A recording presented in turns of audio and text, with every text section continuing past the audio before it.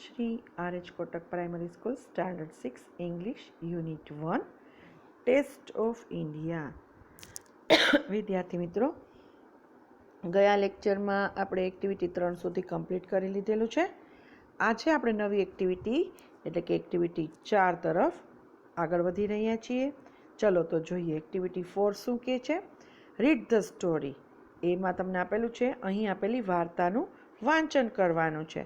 વાર્તાનું નામ છે ટેસ્ટ ધ વેસ્ટ, એટલે કે નકામી વસ્તુઓ ચાખો। ટેસ્ટ એટલે ચાખવું, વેસ્ટ એટલે નકામી વસ્તુ, બગાડ, બરાબર। The Maharaja of Travancore order a huge dinner. ટ્રેવેનકોરના મહારાજાએ એક મોટો રાત્રિ ભોજનની સૂચના આપી। That was for many important guest. તે કોના માટે હતું? તો ઘણા મહત્વના મહેમાનો માટે હતું। So the Maharaja personally came to the kitchen, એટલે અગત્યના મહેમાનો હતા એટલે મહારાજા પોતે જ રસોડામાં આવ્યા।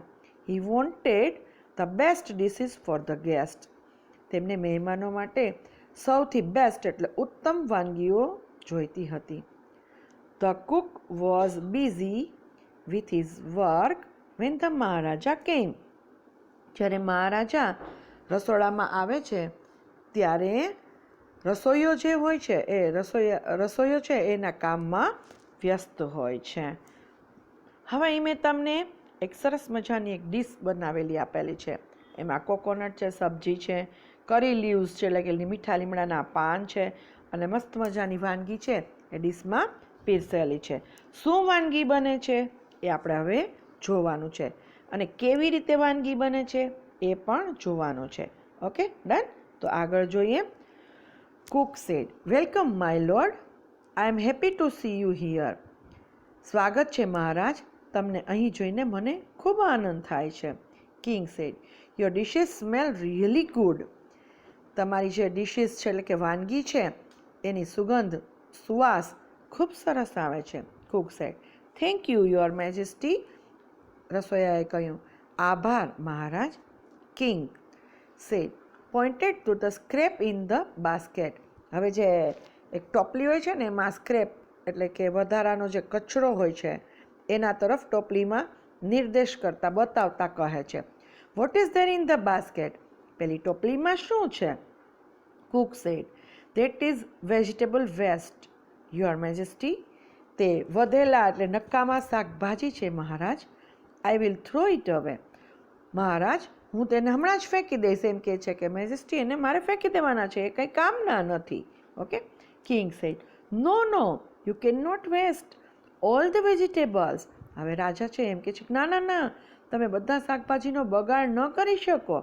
Find a way to use them. તમે તેમનો ઉપયોગ કરવાની કંઈક નવી રીત શોધી કાઢો। Cook said, surely I will. હવે પેલો રસોઈયો છે કે એમ કહે છે ચોક્કસ હું શોધી કાઢીશ। Then the king left the kitchen.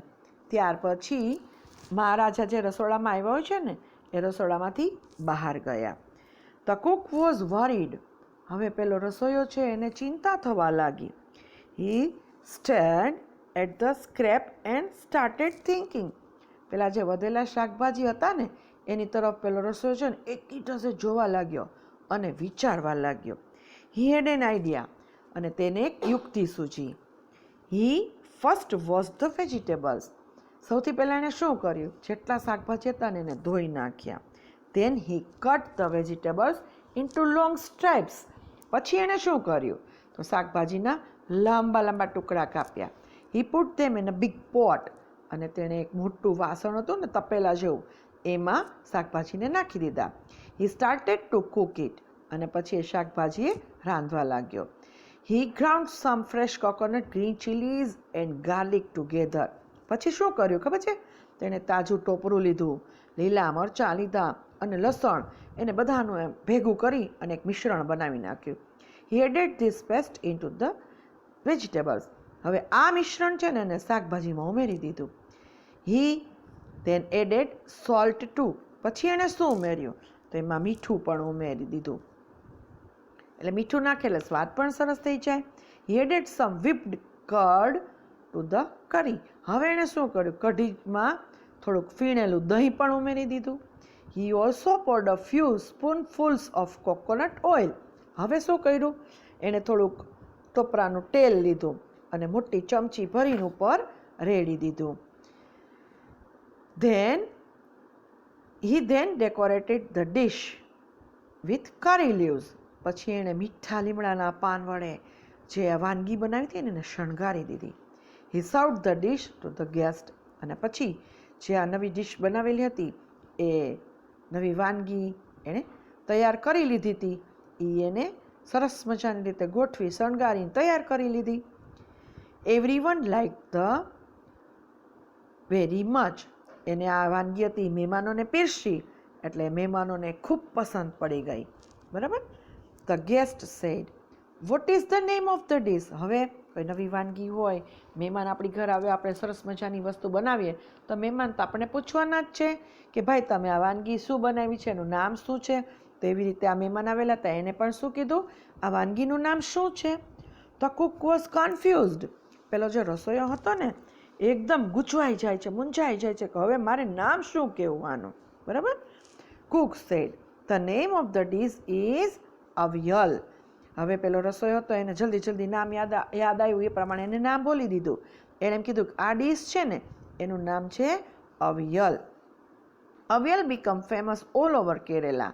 હવે શું થયું કે આ એને અવિયલ મજાની સરસ મજાની ડીશ બનાવી તો આખા કેરેલામાં આ અવિયલ છે ને એ પ્રખ્યાત થયો.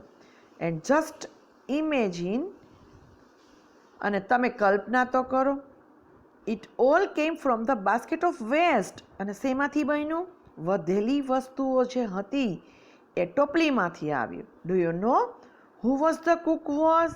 તમને ખબર છે કે આ રસોઈયો કોણ હતો? It was Bhim, one of the Pandavas. કોણ હતું આ રસોઈયો? ભીમ, પાંડવોમાંનો એક. And the king was Virat. અને જે રાજા હતો એ કોણ હતો? રાજાનું નામ હતું વિરાટ રાજા. The Pandavas were hiding in his kingdom. Kingdom એટલે રાજ્ય. પાંડવો છે ને એ તેના રાજ્યમાં હાઈડ એટલે સંતાયેલા હતા. Avial is also popular in Tamil Nadu. હવે આ અવિયલ ડીશ છે ને એ તામિલનાડુમાં પણ એટલી જ પ્રખ્યાત, એટલી જ લોકપ્રિય છે. આપણે એક્ટિવિટી 4 અહીં સમજી લીધી છે. સમજ્યા પછી એના સ્પેલિંગ ઉચ્ચાર અર્થ આવે.